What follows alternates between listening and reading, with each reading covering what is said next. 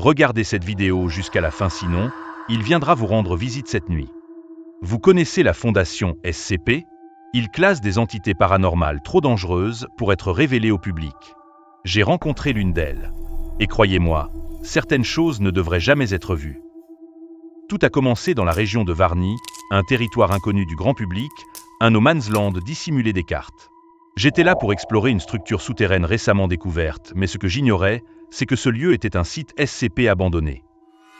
Les rapports parlaient d'un SCP-4971, un être impossible à contenir.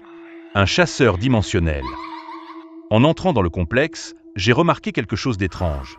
Mon GPS indiquait que je me trouvais à plusieurs endroits à la fois. Les murs vibraient, comme s'ils respiraient.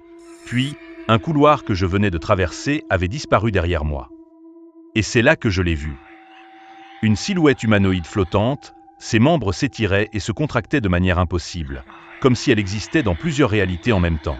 Son visage, une spirale noire mouvante, sans fin, sans centre. J'ai voulu fuir, mais soudain j'ai vu mon propre corps devant moi.